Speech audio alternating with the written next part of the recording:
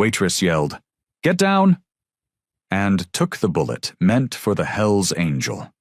The morning sun peeked through the diner's windows, casting long shadows across the weathered linoleum floor. Marge adjusted her name tag, smoothing down her crisp uniform as she had done countless times before. The familiar weight of her apron settled around her waist as she tied it with practiced hands.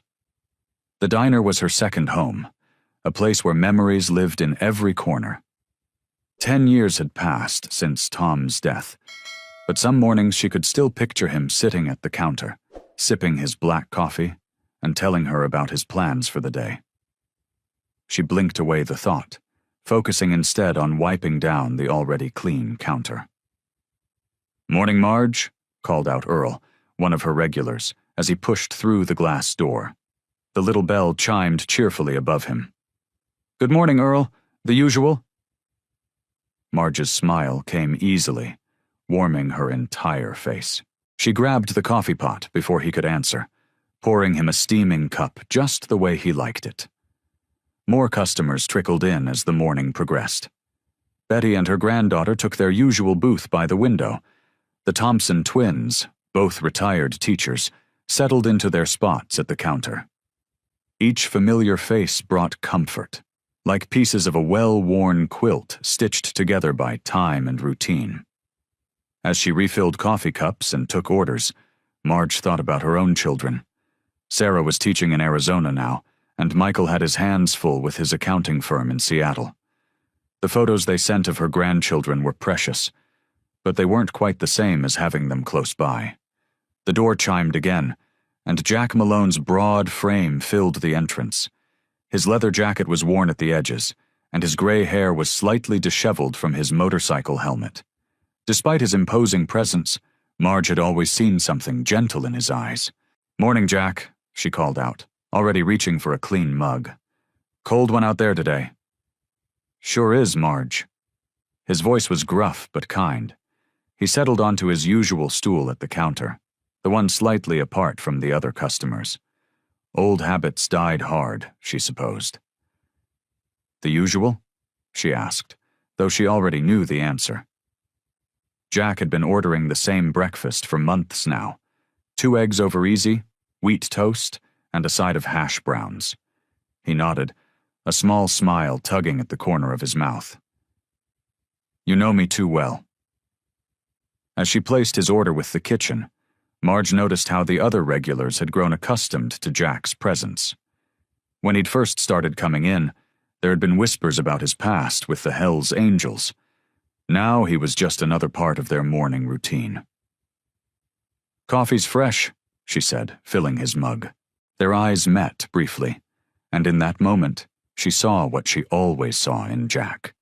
Not the tough exterior or the rumors that followed him, but a man looking for his place in the world, just like everyone else. They shared a quiet moment as the buzz of conversation filled the diner around them. The griddle sizzled in the kitchen, plates clattered, and the old ceiling fans whirred overhead. These were the sounds of home, of belonging, and Marge knew that even Jack, with all his rough edges, felt it too. The morning rush continued, and Marge moved efficiently between tables, topping off coffee cups and taking orders. The diner was filling up now as the lunch crowd began to arrive, mixing with the remaining breakfast regulars. Through it all, she kept one eye on Jack, making sure his coffee stayed hot and his breakfast was just right. "Before you continue listening, please let me know where in the world are you watching from today." Now, back to the story. The afternoon sun filtered through the diner's windows, casting long shadows across the checkered floor. Marge moved between tables with practiced ease, her sensible shoes squeaking softly against the linoleum.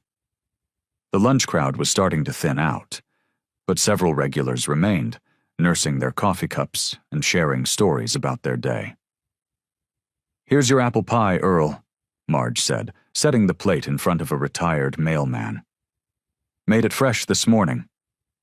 Her eyes crinkled with warmth as she topped off his coffee. Jack sat at the counter, his broad shoulders hunched over a plate of meatloaf. He picked at his food, lost in thought, while Marge kept a watchful eye on him. She'd noticed he seemed more withdrawn than usual today.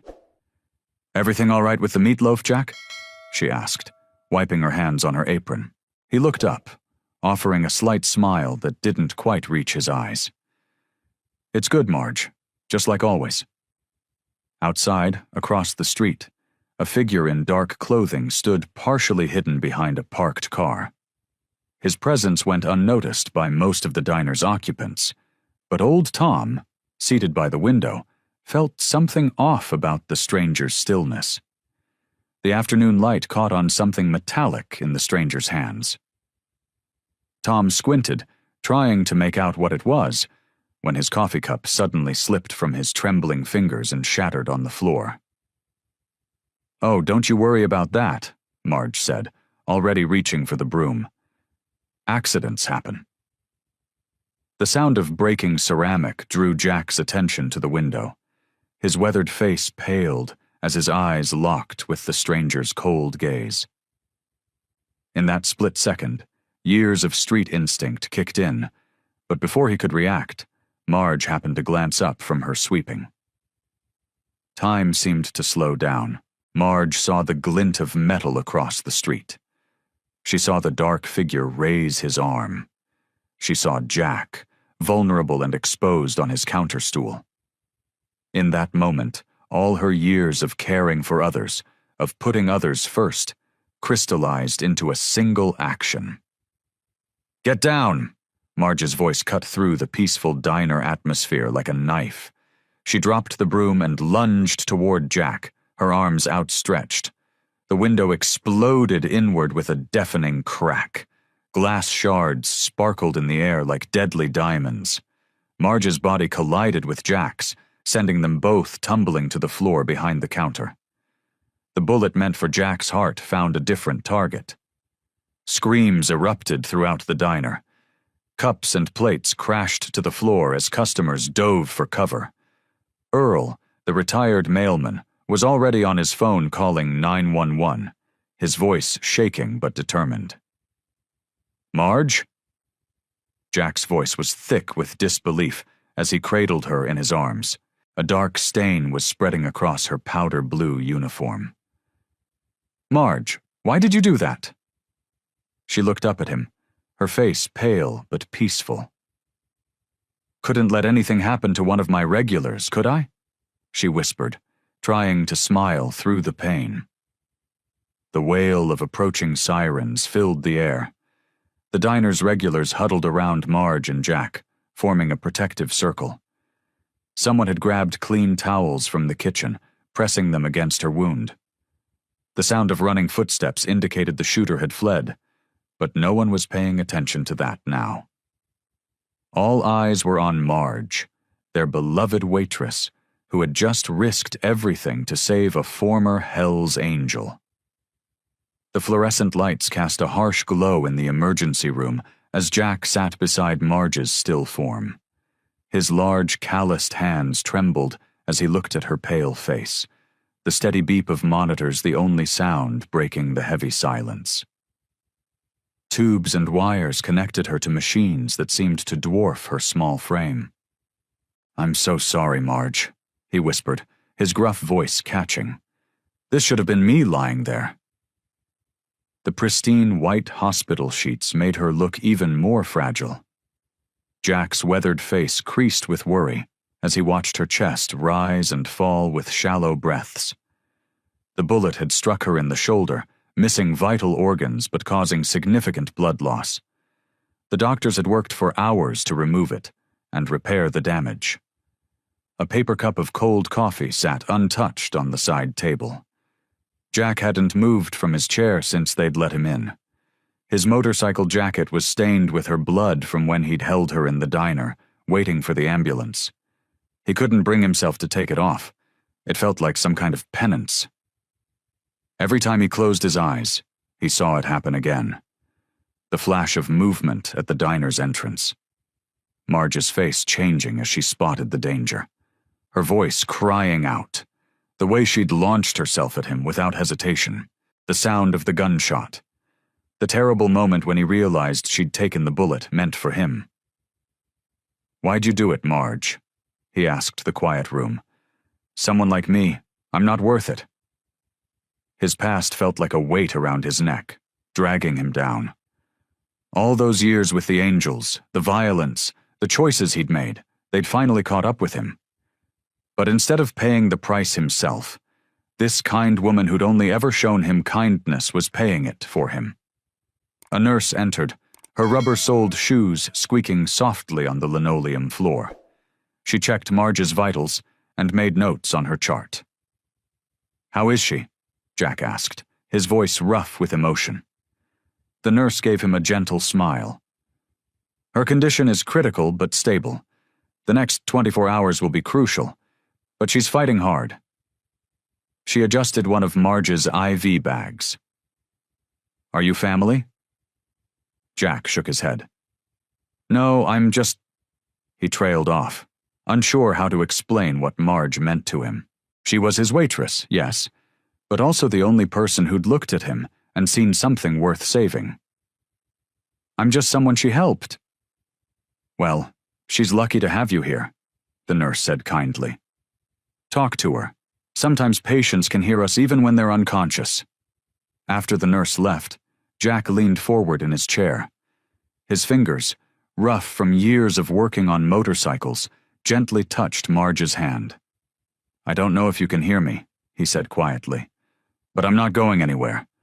I owe you my life, Marge, and I swear I'm going to make this right." The machines continued their steady beeping as Jack settled in for his vigil. Outside the window, day turned to night and back again, but he remained. Hospital staff came and went, checking vitals, changing IVs, but Jack was a constant presence. He only left the room when forced to, and then just for minutes at a time. Days passed this way, each hour marked by the rhythm of machines and the quiet murmur of hospital activity beyond the door. Jack stayed, waiting, hoping, and praying in his own rough way for the woman who'd risked everything to save him. The fluorescent lights buzzed softly overhead as Marge's eyelids fluttered open. The white hospital ceiling came into focus, and she became aware of the steady beeping of monitors nearby. Her chest ached, and her mouth felt dry. Turning her head slightly, she saw Jack slumped in a chair beside her bed, his usually tough exterior showing signs of wear. Dark circles hung under his eyes, and his clothes were wrinkled as if he'd been wearing them for days. "Jack?" Her voice came out as a whisper. His head snapped up, eyes widening. "Marge!" He leaned forward, his weathered hands clasping the bed rail. "Thank God you're awake." She tried to smile, though it took effort. "You look terrible." A short laugh escaped him, more relief than humor. "You're the one in the hospital bed, and you're worried about how I look?" "Someone has to," she said softly. The simple act of talking made her tired, but she needed him to understand. "I'd do it again, you know." Jack's face darkened. "Don't say that. You shouldn't have done it in the first place. I'm not worth—" "Stop right there," Marge interrupted, her voice gaining strength. "Every single person is worth saving, Jack Malone. Even tough old bikers who don't think so themselves." Tears welled in Jack's eyes, something she'd never seen before. He quickly wiped them away with the back of his hand. "I don't understand why you'd risk your life for someone like me." "Because that's what people do for people they care about," she said simply. "And like it or not, you're family now." The word family seemed to hit Jack hard. He sat back in his chair, running a hand through his graying hair. "I've been sitting here for days, trying to figure out how to thank you. Everything I think of seems inadequate." "Then don't thank me," Marge said. "Just promise me you'll stop carrying all that guilt around. It's too heavy, and it's time to let it go." 3 days later, the doctor signed Marge's discharge papers. Jack stood beside her wheelchair, required by hospital policy, even though Marge insisted she could walk. She held her personal belongings in a small bag on her lap, while Jack pushed her through the hospital corridors. "My truck's right out front," he said, his voice gentler than she'd ever heard it. "I fixed up the passenger seat with extra cushions." "You didn't have to do that," Marge protested. "Yeah, I did," he replied firmly. Outside, the spring air felt fresh against Marge's face. Jack's old pickup truck sat waiting, freshly washed, another small gesture that touched her heart. He helped her up into the cab with careful hands, making sure she was comfortable before closing the door. As they pulled away from the hospital, Marge noticed how Jack drove more carefully than usual, avoiding every bump and pothole. The man who once terrorized these streets on his motorcycle was now treating his truck like it was carrying precious cargo.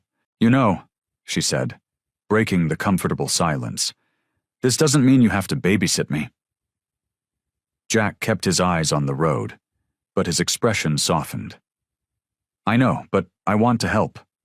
Let me do this, Marge." She reached over and patted his arm, understanding the deeper meaning behind his words. There was something different between them now, a bond forged in those frightening moments at the diner, strengthened by his vigilant presence during her hospital stay. It wasn't just gratitude, it was something more profound, like finding family in an unexpected place. The afternoon sun filtered through Marge's living room window, casting a warm glow on her as she sat propped up against pillows on her worn but comfortable couch. A quilted blanket covered her legs, and her favorite book rested in her lap. The quiet of her home was broken by a gentle knock at the door. "Come in, Jack," she called out, knowing his familiar pattern of 3 soft raps. Jack entered, carrying a paper bag that filled the room with the aroma of homemade chicken soup. His large frame seemed almost out of place among Marge's delicate decorations and family photos, but his gentle movements showed his careful consideration of the space. "Made this myself," he said, setting the bag down on the coffee table. "My mother's recipe." Marge's eyes crinkled with a smile. "I didn't know you could cook." "There's a lot you don't know about me, Marge." His voice was quiet, heavy with meaning. He settled into the armchair across from her, his hands clasped together, fingers working nervously. "Well, I've got nothing but time right now," Marge said, marking her place in her book and setting it aside. "Why don't you tell me?" Jack was silent for a long moment, his eyes fixed on a point somewhere past the window. "I've done things, Marge. Bad things. The kind of things that make a man wonder if he deserves someone taking a bullet for him." "Everyone deserves a second chance, Jack." He shook his head, a bitter smile crossing his face. "The Hells Angels, they weren't just a motorcycle club for me. They were family, or what I thought was family." He rubbed his hands together, lost in memories. "We'd roll into towns, cause trouble, sometimes worse than trouble. I earned my nickname, the Hammer, and not for any good reasons." Marge listened quietly, her face showing concern but no judgment. "I've got a daughter," Jack continued, his voice catching. "Haven't seen her in 15 years. Her mother took her and ran after she saw what I'd become. Can't say I blame her." "It's never too late to make things right, Jack," Marge said softly, reaching out to touch his arm. "That bullet was meant for me, Marge, my past catching up. And you?" He looked at her, his eyes glistening. "You could have died because of my mistakes." "But I didn't," Marge said firmly. "I'm right here, and maybe this happened for a reason. Maybe it's time to stop running from your past and face it head on." Jack stood up and walked to the window, his shoulders tense. "I don't even know where to start." "Start small," Marge suggested. "Start with today." He turned back to her, and for the first time since she'd known him, she saw determination replace the guilt in his eyes. "I'm going to make this right, Marge. I promise you that. What you did for me, I'm going to make sure it wasn't for nothing." That's all anyone can ask, Jack. He picked up his jacket and headed for the door, pausing with his hand on the knob. I'll be back tomorrow. Need to make sure you're eating that soup. I'll be here, Marge said, smiling. Thank you, he said quietly, and they both knew he meant for more than just listening. He left, closing the door softly behind him. The morning sun cast long shadows across the parking lot of the Hope Harbor Youth Shelter as Jack pulled up on his motorcycle. His heavy boots crunched on the gravel as he made his way to the entrance, his shoulders tense. Through the glass doors, he could see kids lounging on worn sofas, some playing cards, others just staring into space. The shelter's director, Mrs. Chen, greeted him with a warm but cautious smile. Mr. Malone, thank you for coming. We could really use help with our heating system. Jack nodded, his weathered face serious. Just point me in the right direction, ma'am. He followed her through narrow hallways, noting the peeling paint and flickering fluorescent lights. The basement door creaked as they descended into a musty space where an ancient furnace sat grumbling. As Jack worked on the furnace, rolling up his sleeves and revealing faded tattoos, a teenage boy wandered down to watch. The kid had that look Jack recognized all too well, angry at the world, ready to fight it. You know anything about engines? Jack asked, without looking up from his work. A little, the boy muttered, keeping his distance. Come here, Jack said, his voice gruff but not unkind. I'll show you how this works. For the next hour, Jack explained the furnace's inner workings, sharing stories about his motorcycle repair shop. More kids drifted down, drawn by his straight talk and practical knowledge. When one boy mentioned his older brother was in a gang, Jack put down his wrench and looked him in the eye. Let me tell you something about that life, he said, his voice heavy with experience. It ain't what you think it is. Spent 20 years running with the Angels, and all I got to show for it is regret and people wanting me dead. The kids listened, really listened, as Jack spoke about choices and consequences. He didn't sugarcoat anything, but he offered something they rarely got, honest hope from someone who'd walked their path. By afternoon, the furnace was humming properly, and Jack had promised to return to teach basic motorcycle maintenance to anyone interested. Mrs. Chen's earlier caution had melted into genuine appreciation. Later that day, Jack pushed open the diner's door, the familiar bell chiming above. Marge sat at her usual spot at the counter, still moving carefully but looking stronger. Her face lit up when she saw him, noting the grease still under his fingernails and the satisfied look in his eyes. How'd it go at the shelter? She asked, pouring him a cup of coffee without being asked. Jack wrapped his hands around the warm mug. Fixed their furnace, he said simply, then added, talked to some kids, rough bunch, but... He paused, searching for words. Maybe I can help them avoid my mistakes. Marge reached across the counter and patted his arm. You're doing good, Jack. Those kids need someone who understands them. Don't know about that, he mumbled, but his eyes showed a glimmer of pride. Just trying to make things right, you know. That's all any of us can do, Marge said softly, her eyes crinkling with warmth. One day at a time. They sat in comfortable silence, the diner's regular sounds washing over them, coffee percolating, plates clinking, the quiet murmur of conversation. Through the window, the setting sun painted the sky in shades of pink and gold, a gentle end to a day of new beginnings. The morning sun streamed through the diner's windows, casting warm patches of light across the worn linoleum floor. Marge sat at her usual spot behind the counter, her movements slower than before, but her smile just as bright. When Jack walked in carrying a modest bouquet of daisies and carnations, her face lit up even more. Jack, you shouldn't have, she said, touching her hand to her chest. The flowers were simple but beautiful, just like their friendship. He shrugged, looking almost embarrassed. Saw them at the market. Thought they might brighten up the place. He placed them carefully on the counter, and Marge immediately started arranging them in an old glass vase she kept under the counter. "How are you feeling today?" Jack asked, settling onto his usual stool. His rough exterior had softened over the past weeks, though his eyes still carried that haunted look she'd noticed since the day they met. "Better every day," Marge replied, adjusting the flowers just so. "Doctor says I'm healing well, though I still get tired easily." She paused, studying his face. "But something's weighing on you today, isn't it?" Jack's shoulders slumped slightly.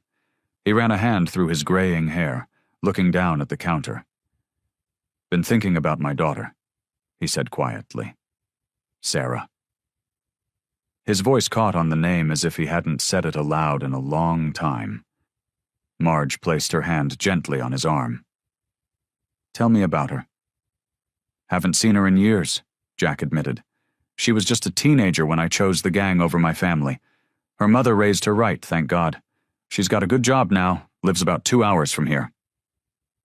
He pulled out his wallet and showed Marge a worn photograph of a young woman with his eyes and determined chin. "She's beautiful," Marge said softly. "Do you ever talk to her?" Jack shook his head. "Tried calling once about a year ago. She hung up." His voice was rough with emotion. "Can't blame her. I wasn't there when she needed me. Missed her graduation, her wedding, everything that mattered."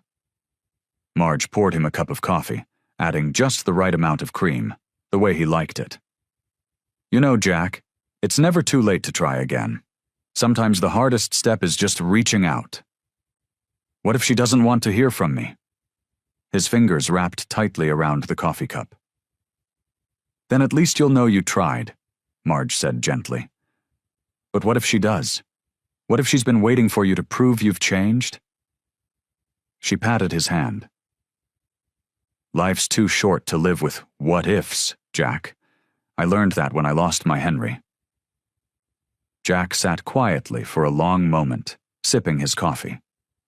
The morning regulars came and went, but Marge gave him the space he needed to think. Finally, he straightened up. "You're right," he said, his voice stronger. "I need to try again. Maybe I could write her a letter first. Tell her about the changes I'm making, about the shelter work." "That's a wonderful idea," Marge beamed. "Sometimes it's easier to find the right words on paper." Jack stood up, determination clear in his stance. "I'm going to do it. Today." He reached across the counter and squeezed Marge's hand. "Thank you, Marge, for everything." "Just promise me one thing," she said, her eyes twinkling. "When you write that letter, tell her about the flowers you brought to this old waitress today. Show her the man you're becoming." Jack nodded, a small smile tugging at his lips.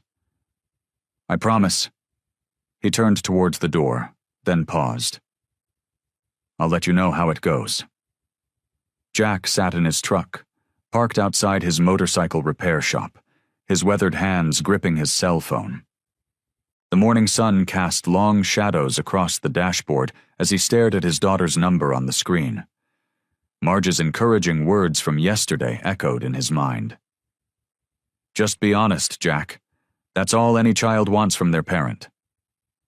His thick fingers trembled slightly as he pressed the call button. Each ring made his heart pound harder until... "Hello?"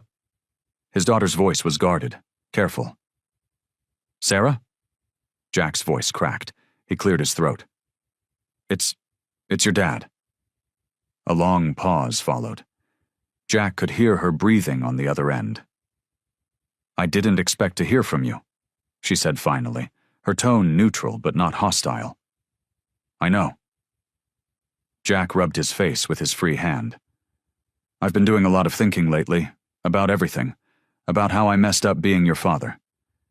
"That's putting it mildly," Sarah replied, but there was a hint of something else in her voice now. Curiosity, perhaps. "I was wrong," Jack continued, the words tumbling out. "All those years with the angels, Choosing that life over being there for you and your mom, I was wrong. I know saying sorry doesn't fix anything, but I am sorry. More than you'll ever know." He told her about Marge then, about taking the bullet meant for him, about how her kindness had shown him what really mattered in life. His voice grew thick with emotion as he described the changes he was trying to make. "There's this shelter where I've been volunteering," he explained, "helping kids who remind me of myself at that age, trying to show them there's a better path." Sarah was quiet for a moment. "That doesn't sound like the father I remember," she said softly. "I'm not him anymore, at least I'm trying not to be." Jack gripped the steering wheel with his free hand. "I know I don't deserve another chance, but—" "Dad," Sarah interrupted, her voice gentler now. "I can't promise anything, but maybe we could meet for coffee sometime. Just to talk." Jack's heart swelled. "I'd like that. Whatever time you're comfortable with." They talked for a few more minutes, making tentative plans to meet the following week. When the call ended, Jack sat in his truck for a long moment, overwhelmed by emotion. The drive to the diner seemed shorter than usual, his spirit lighter than it had been in years. The familiar bell chimed as he pushed open the door, and he found Marge behind the counter, carefully arranging cups and saucers. "Jack!" Her face lit up with a warm smile. "You look different today. Happier." He slid onto his usual stool, unable to keep the smile from his face. "I called Sarah," he said. "My daughter." Marge set down the cup she was holding, giving him her full attention. Her eyes were bright with interest. "She's willing to meet for coffee next week," Jack continued, his voice thick with emotion. "Just to talk, but it's more than I deserve." "Oh, Jack." Marge reached across the counter and squeezed his hand. "Everyone deserves a chance to make things right. I'm so proud of you for taking that first step." Jack squeezed her hand back, grateful for her unwavering support. "I couldn't have done it without you, Marge. You showed me that change is possible, that it's never too late to try to be better." The afternoon sun cast long shadows through the grimy windows of Jack's motorcycle repair shop. The familiar smell of oil and metal hung in the air as he worked on an old Harley, his hands steady despite the years that had passed. The radio played softly in the background, country music mixing with the gentle clink of tools against metal. The bell above the door chimed. Jack didn't look up right away, assuming it was another customer. "Be with you in a minute," he called out, wiping his hands on a nearby rag. "Take your time, Hammer. We've got all day." Jack's shoulders tensed at the sound of that voice. He knew it well. Tommy the Snake Peterson, a former associate from his Hells Angels days. Slowly, Jack turned around to face them. Tommy wasn't alone. Two other men flanked him, their leather jackets bearing patches Jack recognized all too well. Their expressions were hard, calculated, like predators sizing up their prey. "Shop's closed," Jack said firmly, his voice low and controlled. He gripped the wrench in his hand a little tighter. Tommy laughed, but there was no warmth in it. "That's not very friendly, Hammer, especially after all we've been through together." He walked around the shop, running his finger along a workbench. "Nice little setup you've got here. Real respectable." "What do you want, Tommy?" "Word is you're going soft," Tommy said, his smile fading. "Volunteering at shelters, helping vets with their bikes. Even heard you're trying to make nice with that daughter of yours." He shook his head. "But you seem to have forgotten something important." The other two men moved to block the exit. Jack's jaw clenched, but he kept his voice steady. "I haven't forgotten anything. That life's behind me." Tommy's face hardened. "See, that's where you're wrong. You don't just walk away from family, Hammer, and you definitely don't walk away from the things you know." He stepped closer, his voice dropping to a menacing whisper. We've been patient, but that patience is running out. You've got secrets that could hurt a lot of people who aren't as forgiving as me." Jack stood his ground, though his heart was pounding. "I'm not interested in causing trouble. I just want to live my life." "Your life?" Tommy laughed again, harder this time. "Your life stopped being just yours the day you patched in. You think playing guardian angel to some waitress and helping troubled kids is going to wash away what you did?" The mention of Marge made Jack's blood run cold. Tommy noticed the reaction and smiled. "Nice lady, that Marge. Real shame about what happened to her. Taking a bullet for you?" Tommy shook his head. "Would be terrible if something else happened to her because you forgot who your real friends are." Jack's knuckles went white around the wrench. "Leave her out of this." "That's up to you, old friend." Tommy headed for the door, his companions following. At the threshold, he turned back. "Remember who you are, Hammer. You can play pretend all you want, but we'll always be there to remind you of the truth." The bell chimed again as they left, leaving Jack alone in his shop. His hands were shaking as he set the wrench down. He slumped against the workbench, the weight of their threats pressing down on him like a physical thing. The radio continued to play softly, but Jack barely heard it.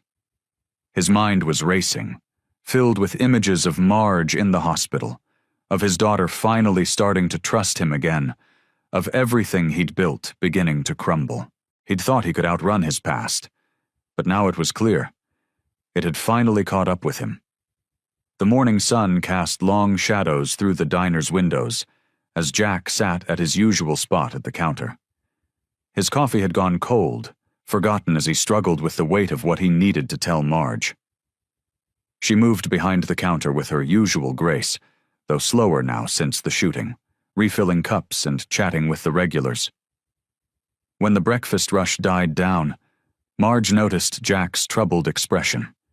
She grabbed the coffee pot and made her way over to him.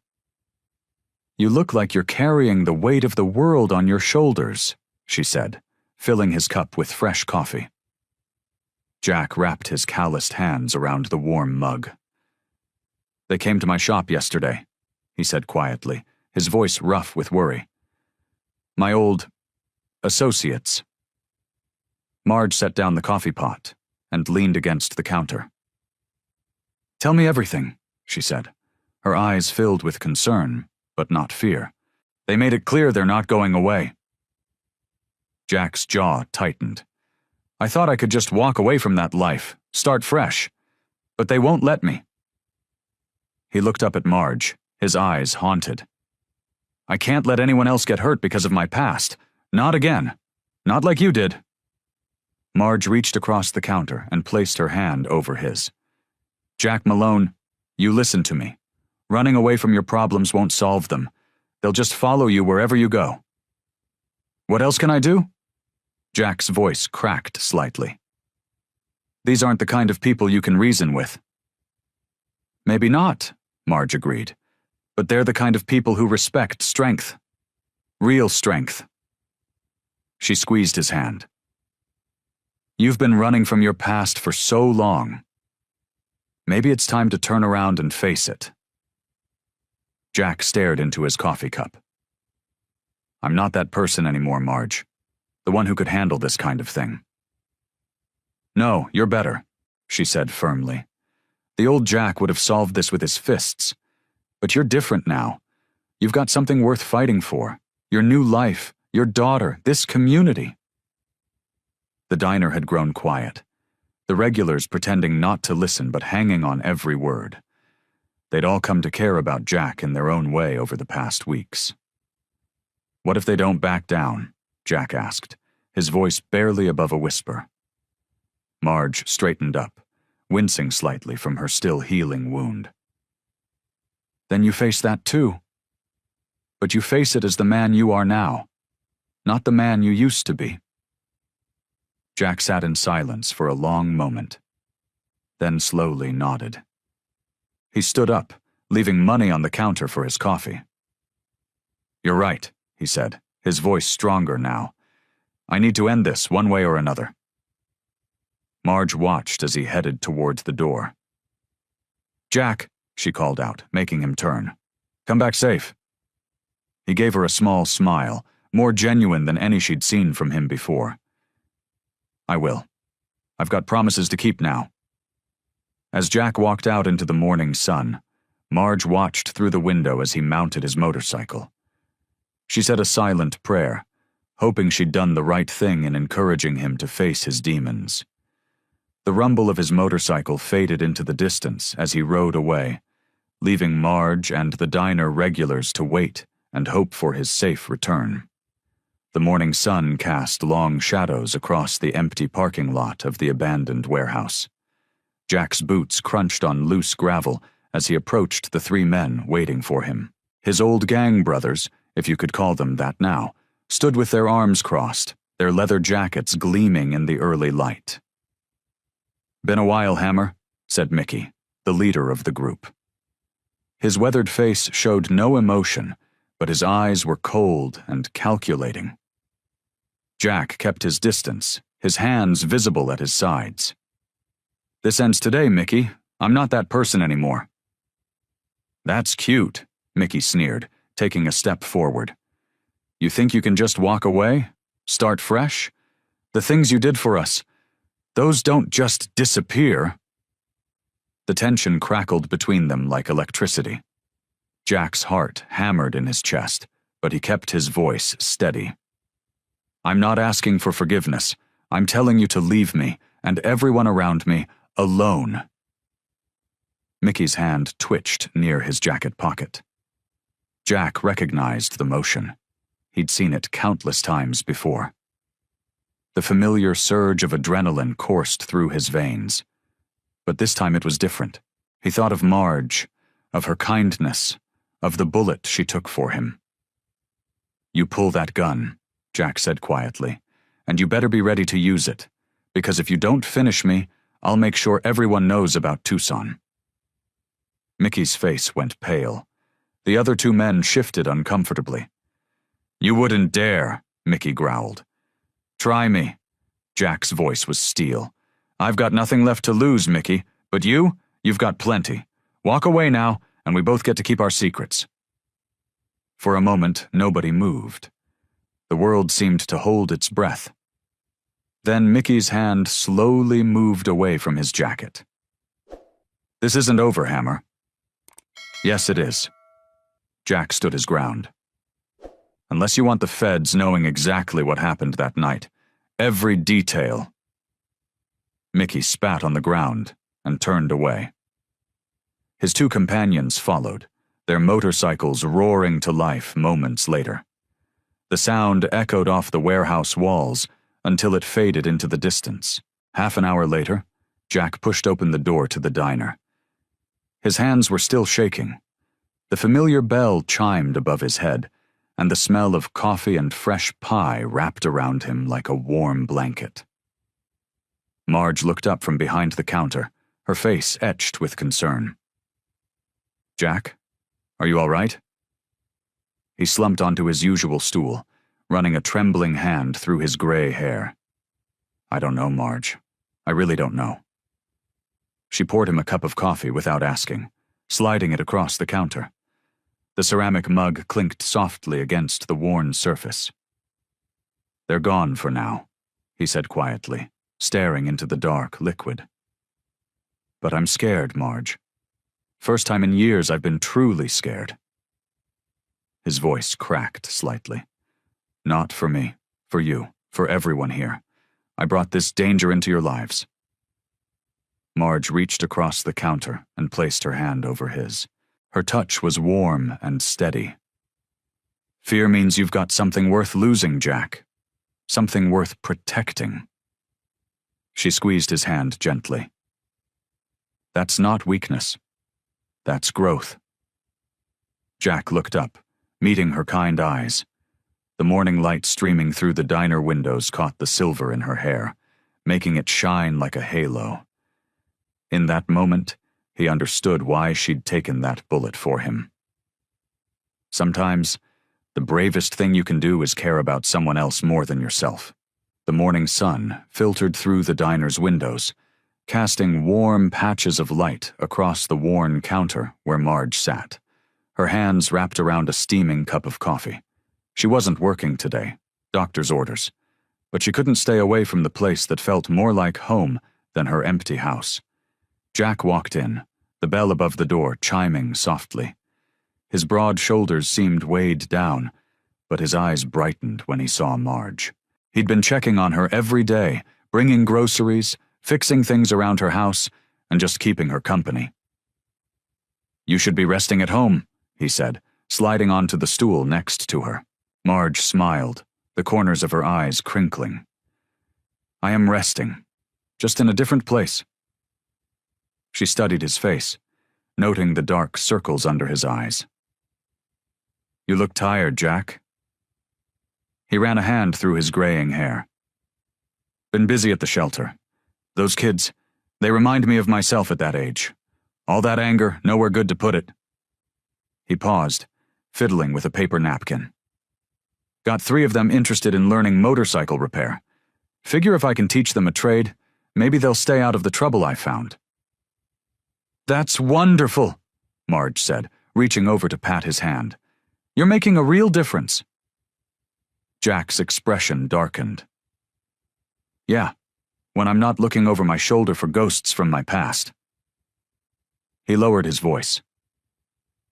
"Got another warning yesterday. They're not backing down, Marge." "And neither should you," she said firmly, though her hand trembled slightly as she lifted her coffee cup. "Running only gives them more power over you.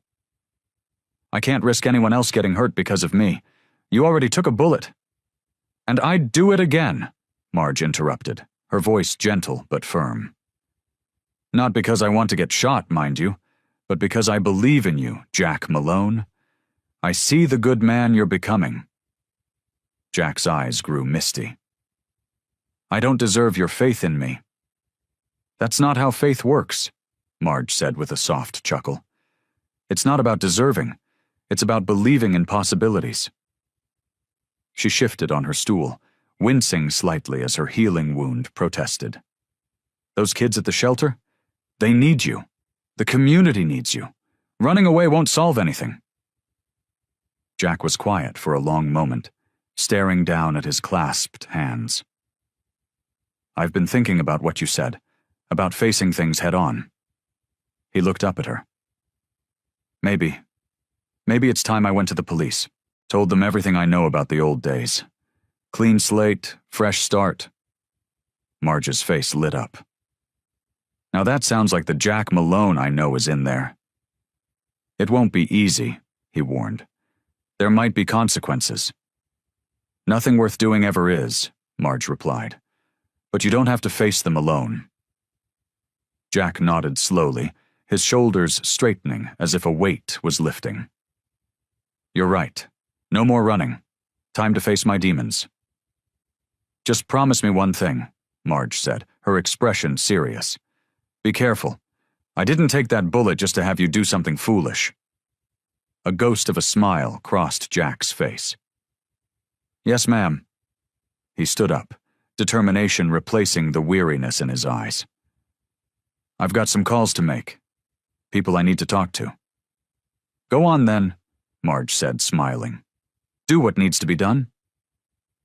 As Jack headed for the door, he turned back. "Thank you, Marge, for everything." She watched him leave, pride and worry mingling in her heart. The path ahead wouldn't be easy, but at least he was finally walking it. The morning sun streamed through the diner's windows, casting warm rectangles of light across the checkered floor.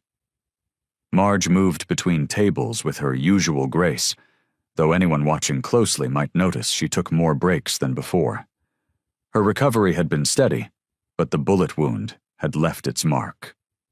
"Here's your coffee, Earl," she said, setting down a steaming mug in front of one of her regulars. "Black as midnight, just how you like it." Earl, a retired postman with silver hair and kind eyes, smiled up at her. "Thanks, Marge. How are you holding up these days?" "Oh, you know me. she replied, patting his shoulder. "Can't keep this old girl down for long." But as she turned to head back to the counter, something wasn't right. The room seemed to tilt sideways, and her chest tightened like a vice. The coffee pot slipped from her fingers, shattering on the floor.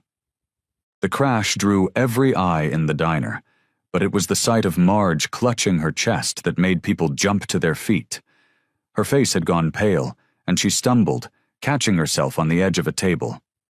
"Marge!" Earl called out, rising from his seat. Jack, who had been sitting at his usual spot at the counter, was already moving. He reached her just as her knees buckled, catching her before she hit the ground. Her breathing came in short, painful gasps. "Someone call an ambulance!" Jack's voice boomed through the diner. He cradled Marge gently, his rough hands trembling as he supported her head. "Stay with me, Marge. Just breathe, nice and easy." The diner erupted in controlled chaos. Sally, the young waitress, was already on the phone with 911, speaking quickly but clearly. The regulars cleared space, moving tables and chairs to make room for the paramedics. Through it all, Jack didn't move from Marge's side.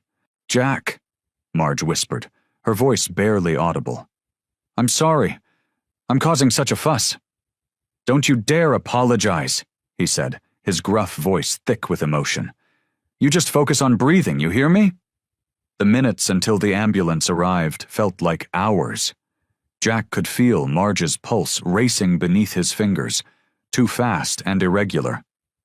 When the paramedics finally burst through the door, their efficiency was both reassuring and terrifying. They worked quickly, attaching monitors and speaking in clipped professional tones. Jack stepped back, his hands clenched into helpless fists as they loaded Marge onto a stretcher. The sight of her looking so small and fragile under the harsh fluorescent lights made his stomach turn. At the hospital, Jack paced the waiting room like a caged animal.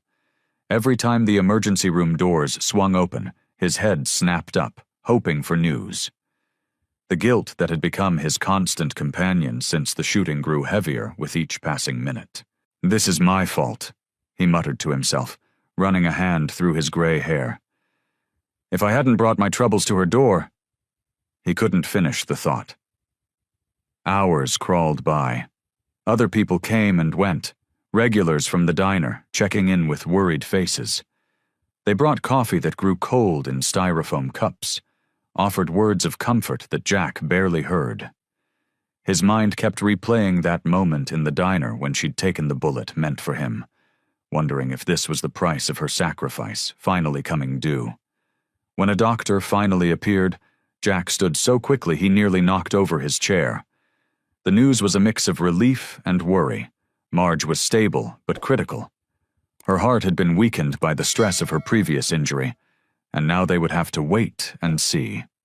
The fluorescent lights of the hospital corridor cast harsh shadows across Jack's weathered face as he sat in the uncomfortable plastic chair outside Marge's room. His large, calloused hands were clasped together, knuckles white with tension.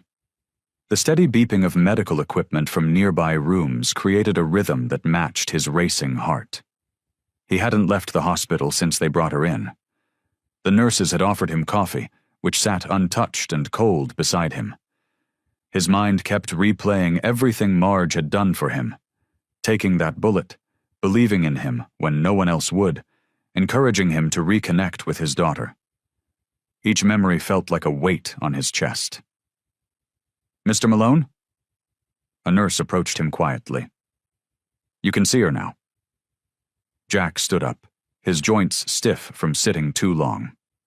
Inside the room, Marge looked small and fragile against the white hospital sheets.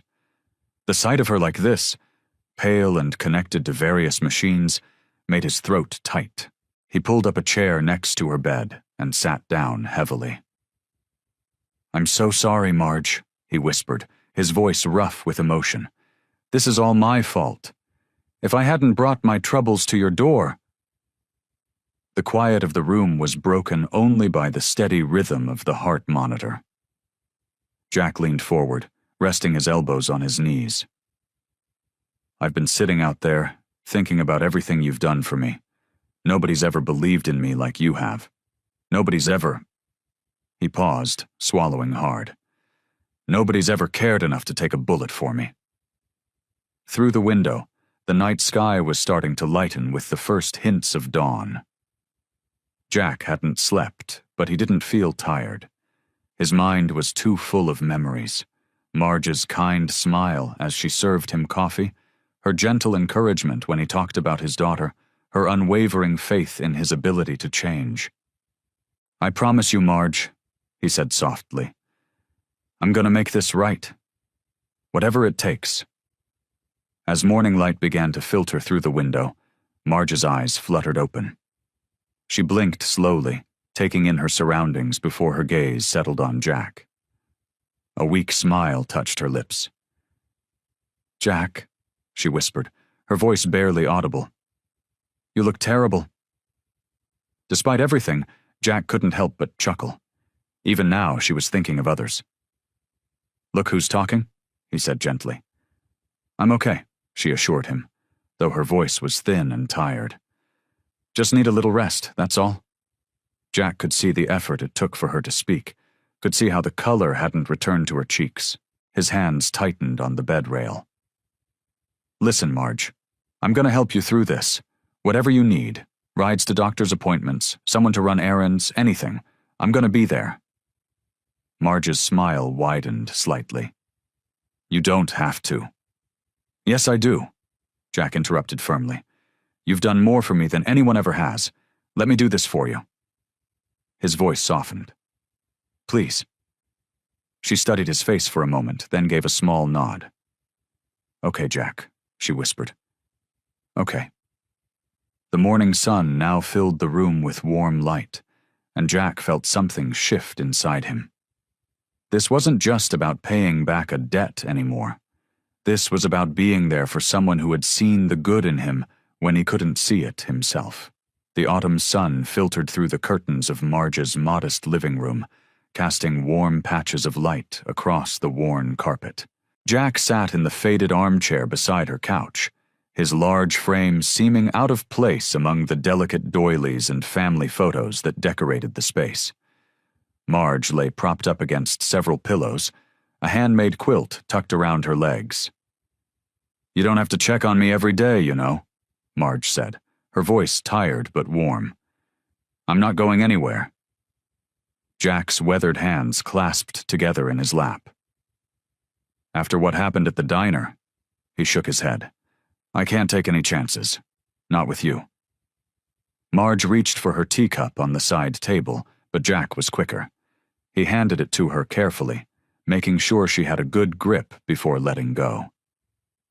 The familiar scent of chamomile filled the space between them. "My heart's been through worse," she said, taking a small sip. "Remember what I told you about losing Henry? Now that was something." Jack nodded, remembering their conversations about her late husband. "Still, the doctor said you need rest. And with everything that's happening—" He trailed off, his jaw tightening. "You mean with your old associates?" Marge's eyes, though tired, remained sharp and knowing. The clock on the wall ticked steadily as Jack considered his words. "They won't let go, Marge. As long as they're out there, everyone I care about is at risk." His voice grew quiet. "Everyone you care about, too." Marge set her teacup down with a gentle clink. "You know what I think about running from problems, Jack Malone." "I'm not running," he said, leaning forward in his chair. "Not anymore. That's what I came to tell you." Outside, a car drove past, its shadow briefly dancing across the wall. Jack watched it go, his shoulders tense until it disappeared. "I've been thinking a lot these past few days," he continued, "about what you did for me, about everything that's happened since."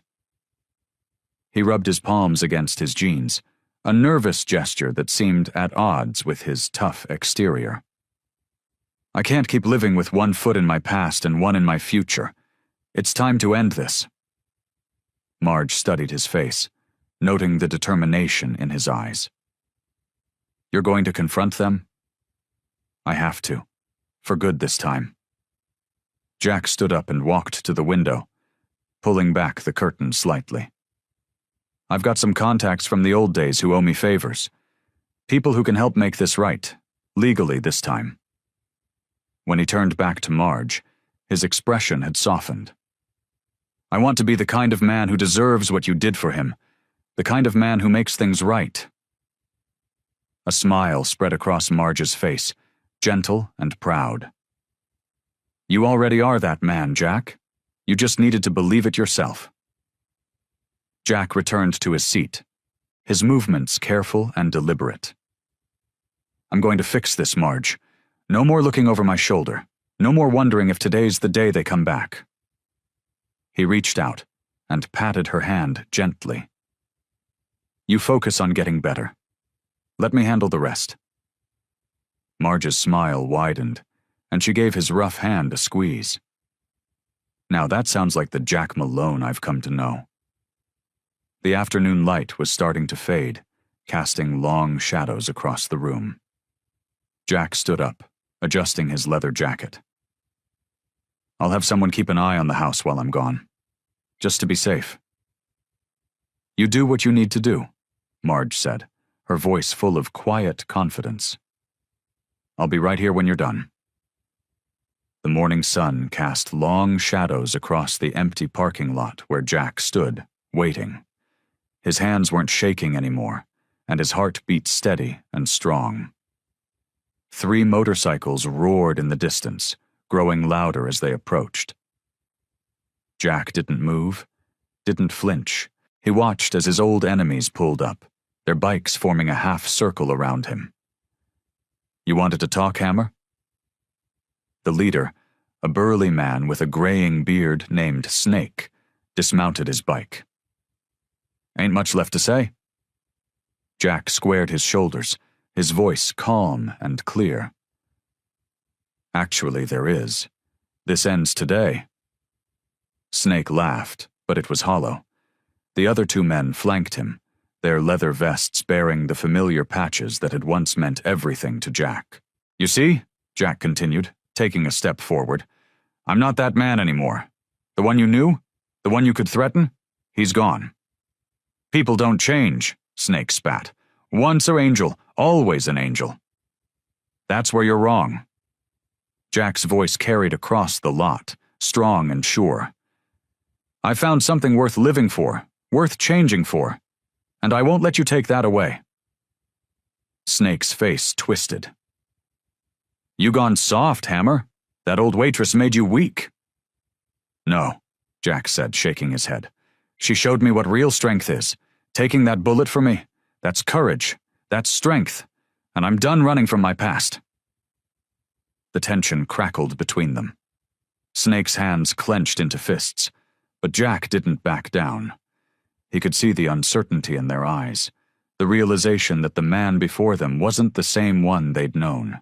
You come near me, near Marge, near anyone I care about again. Jack's voice dropped low, carrying the weight of absolute conviction, and you'll find out just how much stronger I've become. Snake studied him for a long moment, his jaw working. Finally, he spat on the ground. You ain't worth the trouble anymore, Hammer. You want out? Fine. You're out. But don't come crawling back when your new life falls apart. It won't, Jack said simply, because unlike before, I've got something real to fight for. The 3 men mounted their bikes, engines roaring to life. Snake gave Jack one last look, a mixture of disgust and something else, perhaps respect, before they rode away, leaving nothing but dust and the fading sound of engines. Jack waited until they were gone before letting out a long breath. He got into his truck and drove straight to the diner, his heart lighter than it had been in years. Marge was sitting at her usual spot behind the counter when he walked in. Her face lit up at the sight of him, though concern creased her brow. Jack, are you all right? He crossed the diner in long strides, and, without hesitation, wrapped her in a gentle hug. It's over, Marge. Really over. She pulled back, her eyes searching his face. They're gone? They're gone, he confirmed, smiling. They won't be back. I'm free. Tears welled in Marge's eyes as she hugged him again. I'm so proud of you, Jack. So proud. They stayed like that for a moment, the morning sun streaming through the diner windows, casting warm light across them both. The regular customers at their tables smiled, watching the scene unfold. In that moment, Jack felt the last weight of his past finally lift from his shoulders. The morning sun streamed through Marge's kitchen window, casting warm light across her small dining table. She sat there, wrapped in her favorite purple cardigan, hands cupped around a steaming mug of tea. Her face had regained some of its color, and though she moved slower these days, her eyes still sparkled with their familiar warmth. Jack walked in through the back door, carrying a paper bag filled with fresh pastries from the bakery down the street.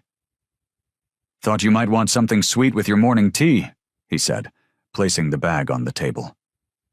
Marge's face lit up. Oh, Jack, you shouldn't have.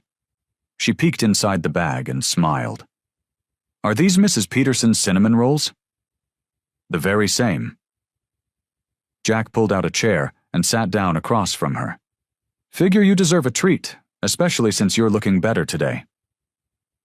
They shared a comfortable silence as Marge broke off pieces of the warm pastry.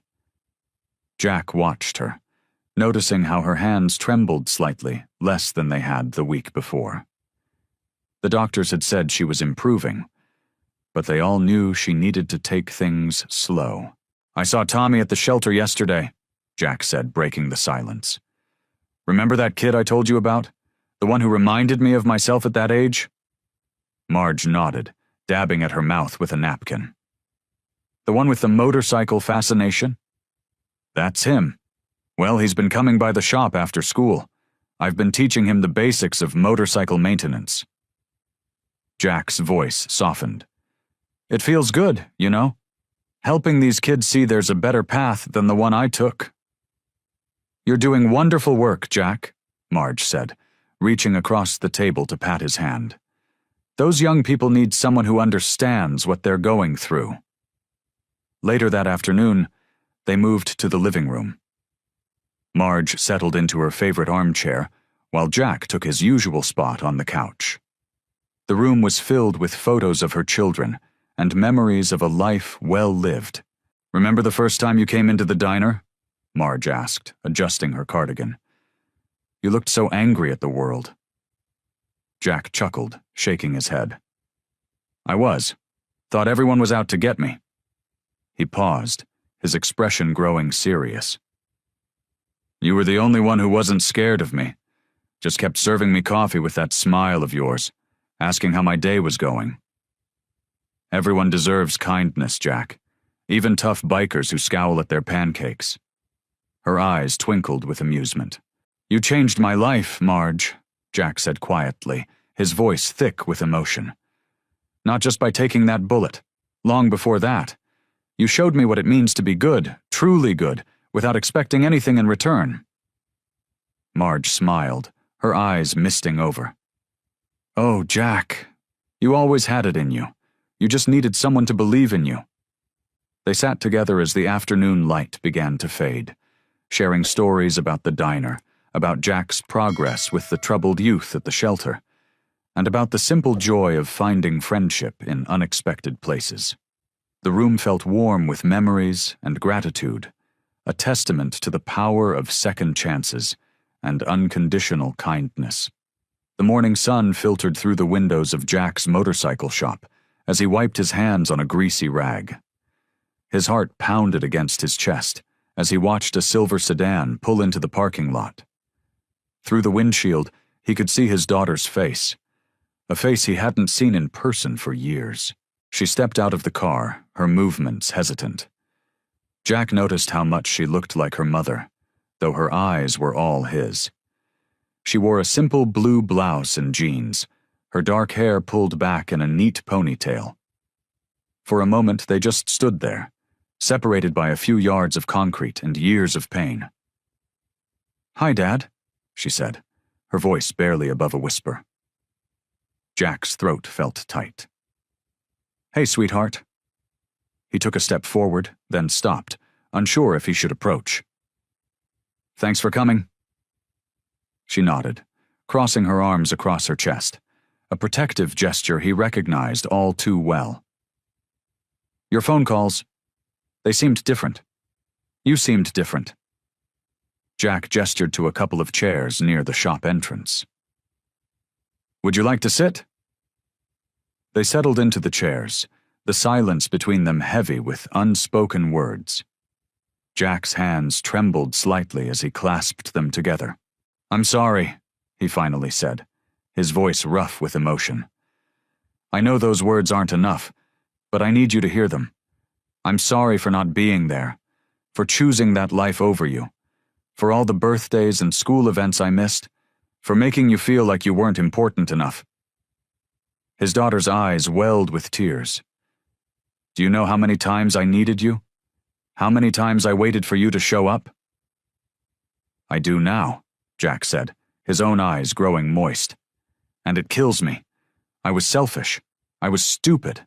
I thought I was living this big, important life, but I was just running away from the most important thing I had, being your father." She wiped at her eyes. "What changed?" Jack told her about Marge, about the bullet she took for him, about how her kindness had shown him what real strength looked like. "She made me see that I needed to face my mistakes, not run from them. That includes making things right with you, if you'll let me." His daughter was quiet for a long moment.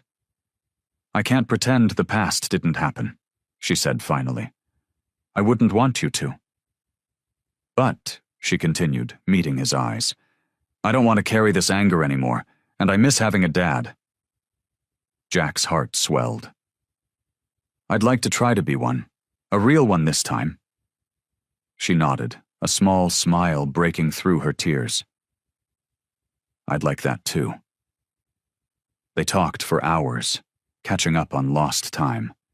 She told him about her job as a teacher, her boyfriend, her dreams for the future. When they finally hugged goodbye, it felt like the first step on a long road to healing. Later that afternoon, Jack rushed to the diner to tell Marge the news. He found her at her usual spot behind the counter, filling salt shakers. "She came," he said, unable to keep the joy from his voice. "We talked. Really talked."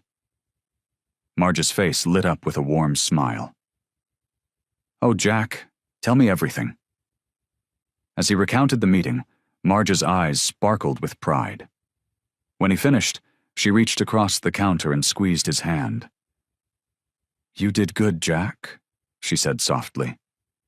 "You did real good."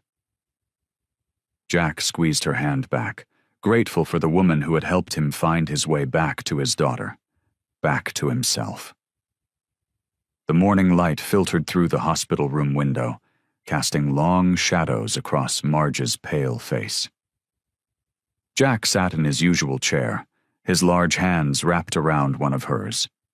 She seemed smaller somehow, more fragile than ever before, the sheets almost swallowing her thin frame. "The doctors say—" Jack's voice cracked. He cleared his throat and tried again. "They say there's not much more they can do."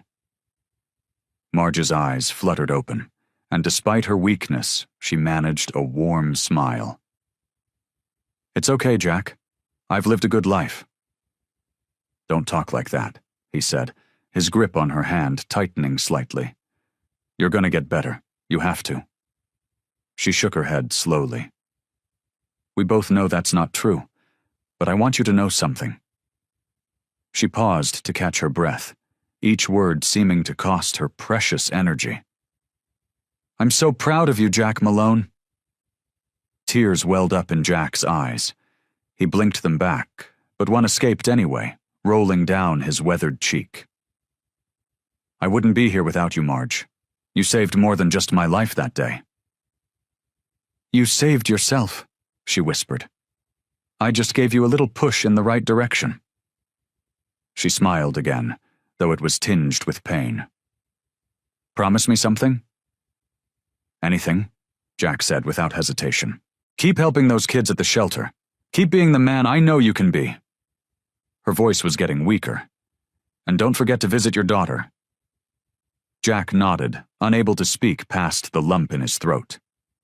The door opened quietly, and several people from the diner filed in. Regulars who'd known Marge for years, staff members who'd worked alongside her, even the old cook who'd hired her decades ago. They gathered around her bed, some crying softly, others trying to smile through their tears. Someone started humming Amazing Grace, and others joined in. Marge's eyes closed, but her smile remained. Thank you, she whispered, her voice barely audible. Thank you all for being my family. Jack held her hand tighter as her breathing became more labored. The sunlight streaming through the window seemed to grow brighter, bathing her face in a gentle glow. I'm not afraid, she said, her eyes opening one last time to look at Jack. Remember that, okay? I'm not afraid at all. Her grip on Jack's hand loosened, and her chest rose and fell one final time. The room fell silent, except for the soft sobs of those gathered around her bed. Jack brought her hand to his lips and kissed it gently, his tears finally flowing freely. The nurse came in and checked her vitals, then quietly announced the time of death. One by one, the people in the room said their goodbyes, touching Marge's hand or kissing her forehead before leaving. Jack was the last to leave, standing at the doorway for a long moment, looking back at the woman who had changed his life so completely. Goodbye, Marge, he whispered, and thank you. As he walked down the hospital corridor, his steps heavy with grief, he could almost hear her voice telling him to stand tall, to keep going, to remember that there was always hope. Even now, in death, she was helping him find his way. Outside, the sun was setting, painting the sky in shades of pink and gold. It was the kind of sunset Marge would have loved, Jack thought. A gentle breeze carried the scent of blooming flowers, and somewhere in the distance, a church bell tolled. The world seemed both infinitely sadder and more beautiful than it had been just hours before. The morning sun cast long shadows across the empty diner's parking lot as Jack stood before the familiar building. His weathered hands gripped a stack of papers, the final documents establishing the Marge Thompson Memorial Foundation. The weight of them felt right, like something she would have wanted. Inside, the regulars had already gathered, filling the familiar booths and counter seats. Their faces showed the same mix of grief and hope that Jack felt in his heart. Tom, the old veteran who'd been coming here for 20 years, raised his coffee cup in greeting. Big day, Jack? Tom said softly. Jack nodded, setting the papers down on the counter. She always talked about helping those kids at the shelter, he said, his voice rough with emotion. Figured it was time to make it official. The diner had become more than just a place to eat. In the months since Marge's passing, it had transformed into a gathering spot for people wanting to carry on her legacy of kindness. The regulars had pitched in, helping Jack navigate the complicated process of setting up a charitable foundation. We've got the first round of funding secured, Jack explained to the gathered crowd. Enough to start scholarship programs for kids trying to get their lives back on track. His hands trembled slightly as he spread out the papers. And the diner, well, we're keeping it exactly as she would have wanted. A safe place for anyone who needs it. Sarah, one of the younger waitresses who'd worked alongside Marge for years, wiped tears from her eyes. She would have loved this, Jack, especially the part about the scholarships. Jack remembered how Marge had always slipped extra food to the hungry teenagers who wandered in, never asking for anything in return. She'd seen past their tough exteriors to the hurt underneath, just like she'd done with him. The foundation would focus on what Marge did best, believing in people when they couldn't believe in themselves. They'd provide education opportunities, job training, and mentorship programs, Jack had already lined up several local businesses willing to offer apprenticeships. "Got the first group of kids starting next week," Jack said, pulling out some photographs. 5 of them, all trying to turn their lives around. He passed around pictures of young faces, each one carrying the same look he'd once worn, that mixture of defiance and desperate hope. The diner's bell chimed as more people filed in. Business owners, community leaders, and former troubled youth who'd found their way thanks to Marge's quiet guidance. They'd all come to support the foundation's launch. Jack moved behind the counter, where Marge had stood so many times before.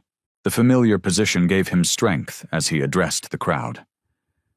"Marge saved more than just my life that day," he said. "She showed me what it means to live for something bigger than yourself." The room grew quiet as Jack continued, his voice steady despite the emotion. "This foundation isn't just about giving kids a second chance. It's about teaching them what Marge taught me, that everyone deserves kindness, everyone can change, and it's never too late to start over." Later that morning, Jack stepped outside into the crisp air. The foundation's new sign gleamed in the sunlight, Marge's name written in elegant letters. Below it, the words she'd lived by. "Everyone deserves a fresh start." The diner's neon lights reflected off the polished chrome of his motorcycle, and Jack felt a deep sense of peace settle over him. Marge's final gift hadn't just been saving his life. It had been showing him how to live it. Standing there, Jack looked up at the bright blue sky, a gentle breeze carrying the scent of pine and promise. The morning sun streamed through the diner's windows, casting warm patches of light across the worn counter where Jack now sat. 6 months had passed since Marge's death, but her presence still lingered in every corner of the place. The coffee pot gurgled softly in the background, filling the air with its familiar aroma. Jack adjusted his leather jacket, now adorned with a small pin bearing the logo of Marge's Foundation for Second Chances. The organization had grown faster than he'd expected, touching more lives than he could count. Today, like most mornings, he started his day here, in the place where everything had changed. "Morning, Jack," called out Betty, one of the new waitresses. She placed a steaming cup of coffee in front of him, just the way Marge used to. "The youth center called. They said 3 more kids signed up for the mentoring program yesterday." Jack nodded, a small smile tugging at his weathered face. "That's good news. Real good news." He wrapped his hands around the warm mug, remembering how Marge would do the same thing during their early morning talks. The diner had become more than just a restaurant. Every Thursday evening, the community gathered here for what they called Marge's Meetings, a time when people could come together, share their struggles, and find support. Tonight was one of those nights, and already the regulars were starting to filter in. Old Tom, a veteran who'd been coming to the diner for decades, settled into his usual booth. "Hey, Hammer," he called out, using Jack's old nickname, though it carried a different meaning now. "Heard your daughter's coming to help with the foundation?" "Yeah," Jack replied, his eyes brightening. "She's moving here next month. Says she wants to be part of what we're building." The pride in his voice was unmistakable. His relationship with his daughter had grown stronger with each passing month. Another gift from Marge's influence. The morning crowd began to fill the diner, a mix of familiar faces and newcomers. Jack watched as people greeted each other, shared stories, and carried on Marge's tradition of making everyone feel welcome. The walls now displayed photos of community events and newspaper clippings about the foundation's work, including one showing Jack speaking at a youth rehabilitation center. Sarah, a teenage girl who'd been one of the foundation's first success stories, walked in wearing her new college sweatshirt. She caught Jack's eye and smiled, giving him a quick wave before joining her friends at a corner table. 6 months ago, she'd been on the verge of dropping out of school. Now she was headed to college with a full scholarship from the foundation. The diner's bell chimed as more people entered. A young couple with their child, new to town, looked around uncertainly. Betty immediately went to greet them, showing the same warmth that Marge had always shown to strangers. Jack watched as they were quickly absorbed into the friendly atmosphere, their tension visibly melting away. He stood up, leaving his usual tip under the coffee cup, and walked toward the door. Pausing at the threshold, he looked back at the scene before him. The sunlight caught the small plaque near the counter that read, "Marge's Place, where everyone gets a second chance." The words were simple, just like Marge had been, but they carried a weight that had changed countless lives, including his own.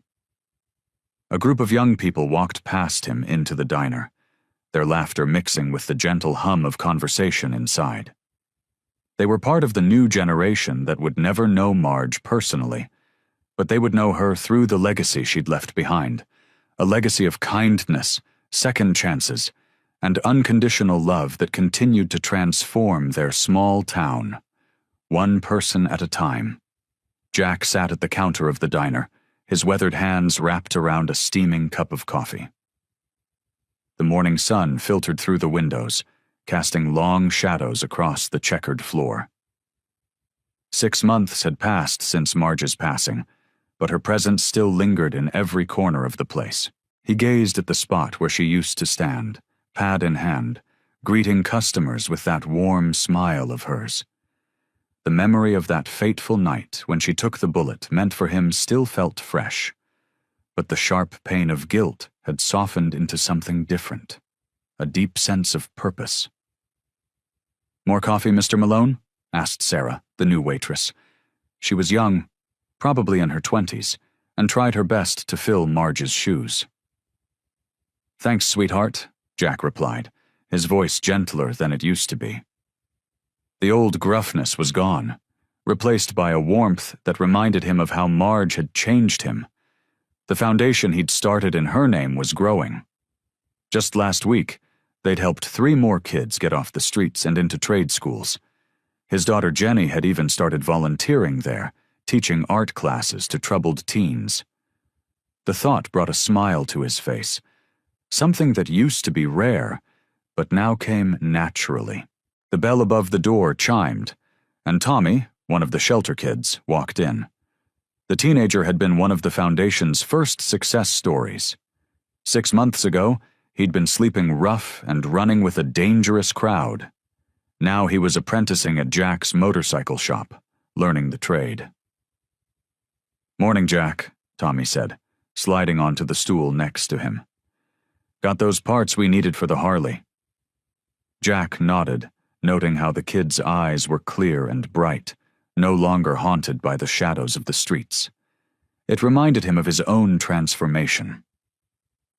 The old Jack, the hammer, would have walked right past someone like Tommy, maybe even intimidated him for fun. But Marge had shown him a different way.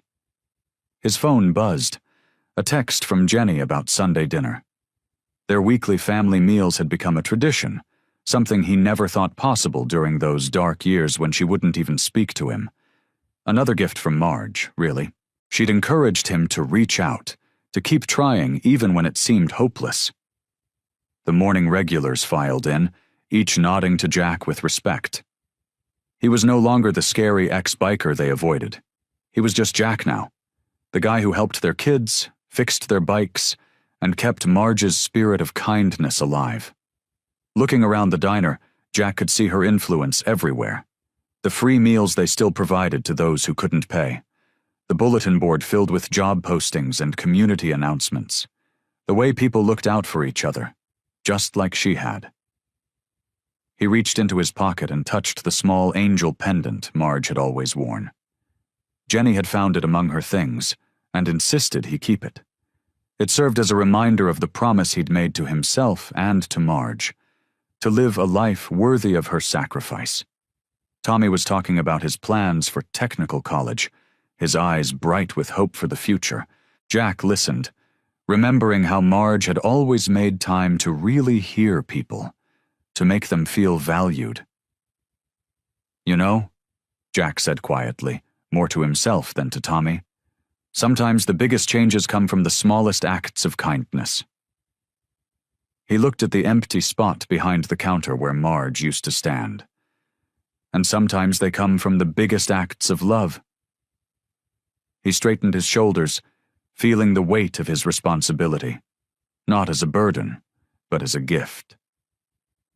Each day was another chance to honor what Marge had done for him, another opportunity to pass her kindness forward.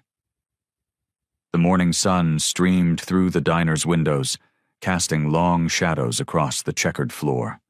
Old photos of Marge lined the walls, her warm smile frozen in time.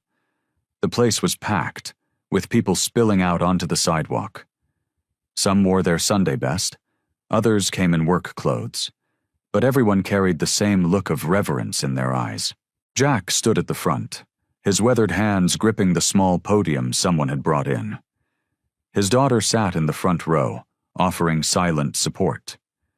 The leather vest he once wore with such pride had been replaced by a clean button-down shirt, and his eyes, once hard with anger, now shimmered with emotion.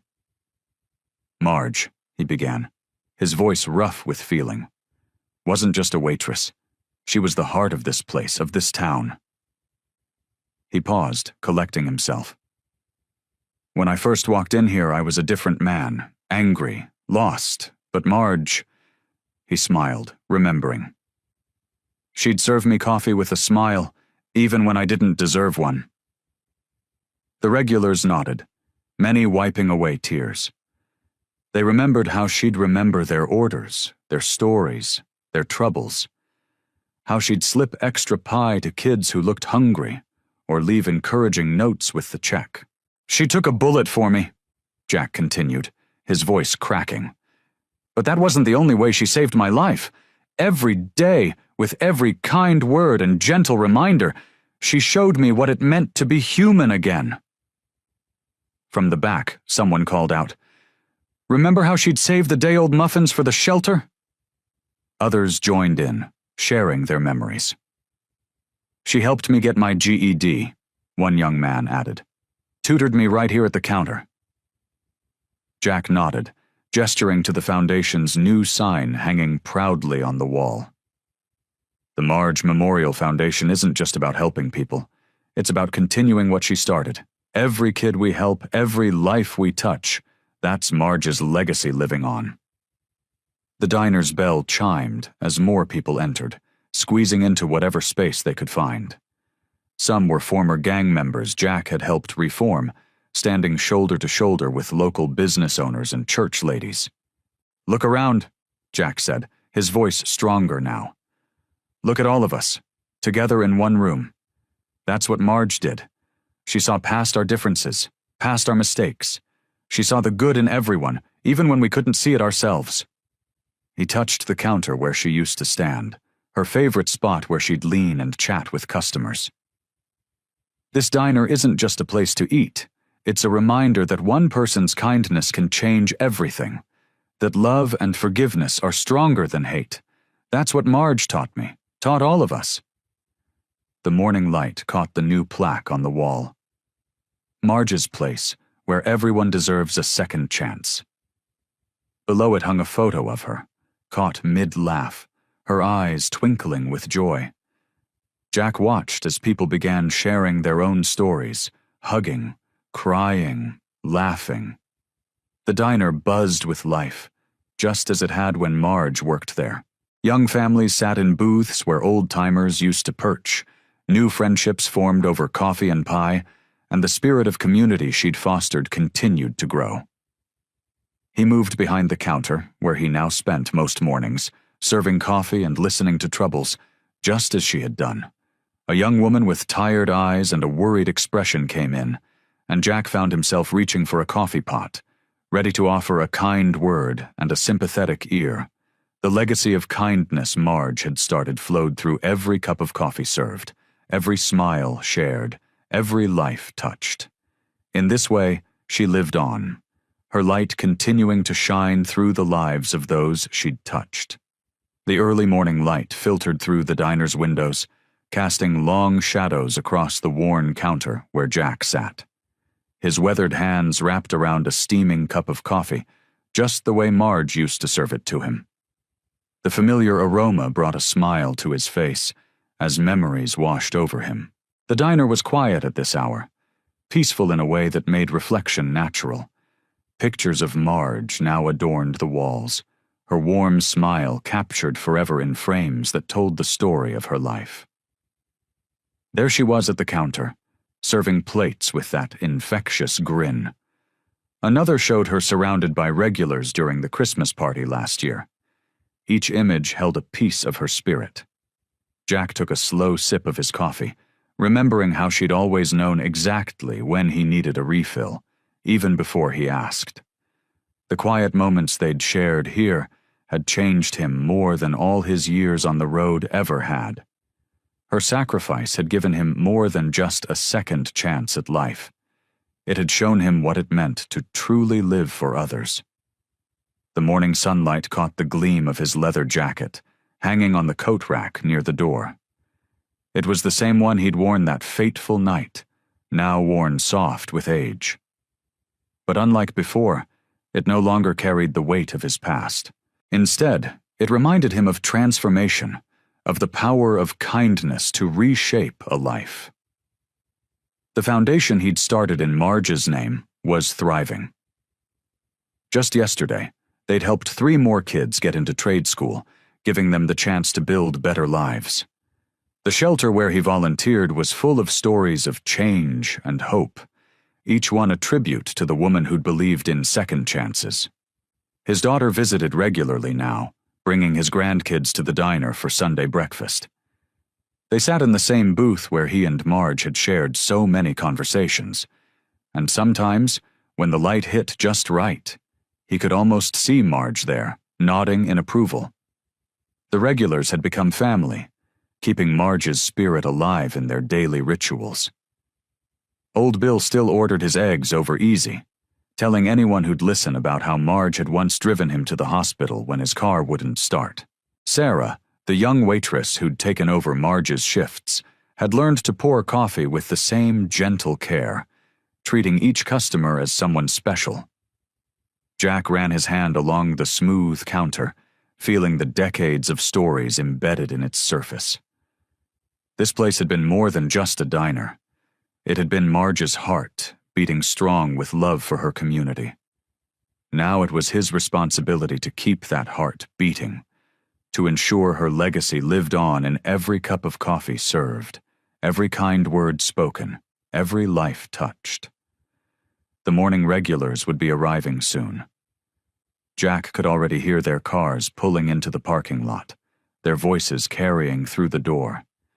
He straightened up, feeling Marge's presence beside him, guiding him still. The coffee pot was full, the griddle was hot, and there were people who needed a warm smile and a friendly word. Just like Marge had taught him, sometimes the biggest changes started with the smallest acts of kindness. As he stood to greet the first customers of the day, Jack felt at peace, knowing he was exactly where he was meant to be, continuing the work of the woman who had saved not just his life, but his soul. I hope you like this story. Please share what's your favorite part of the story and where in the world you are watching from. Have a wonderful day.